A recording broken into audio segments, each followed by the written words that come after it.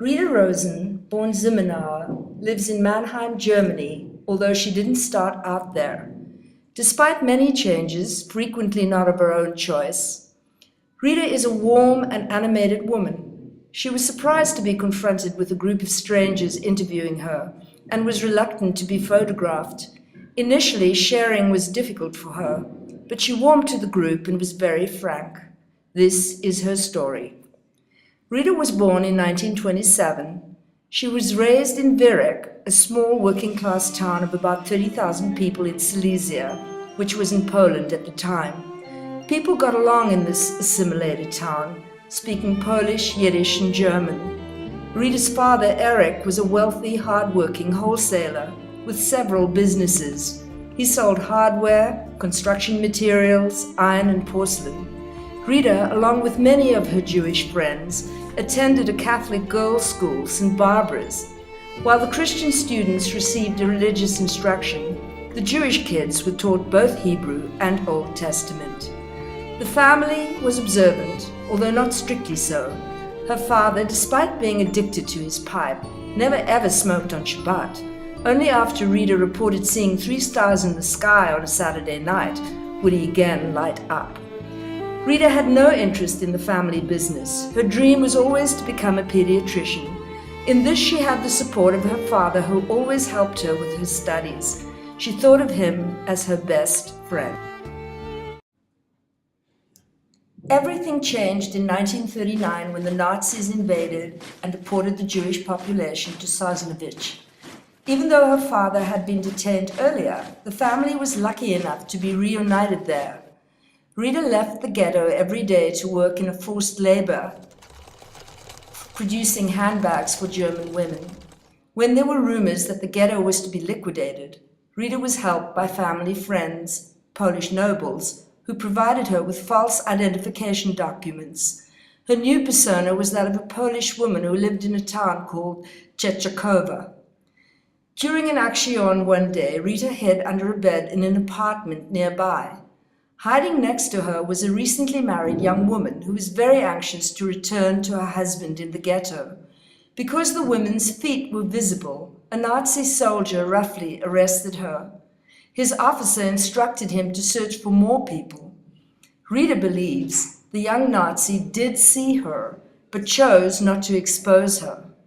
Rita escaped through an open window and was then hidden by a Polish neighbor who also hid her father. With her new identity, Rita made her way to Opole by fast train, sitting in a section filled with women, all the time afraid of being recognized. Only the men were searched.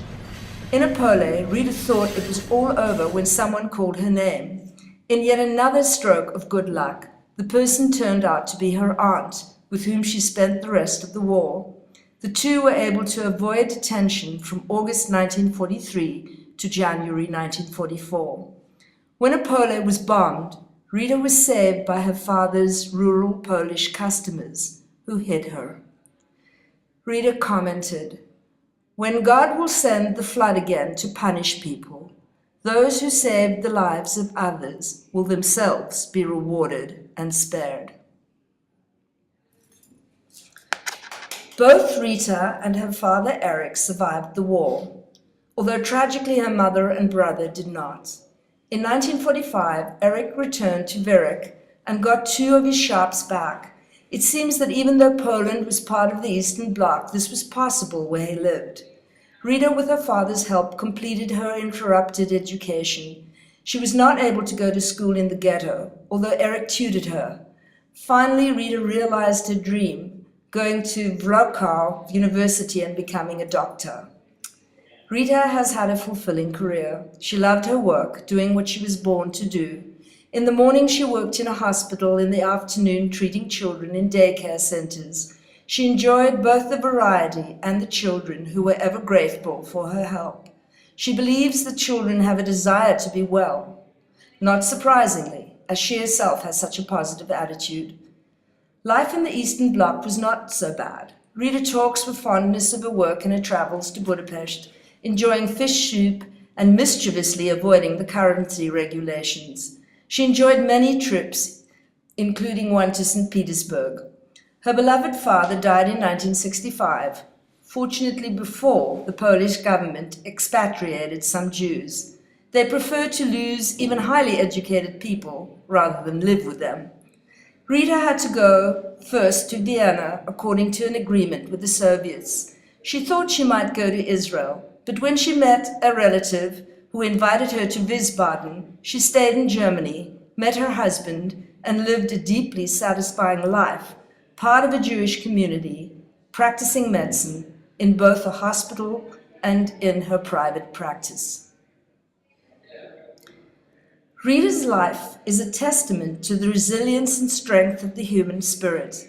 There were many factors that contributed to her meaningful life.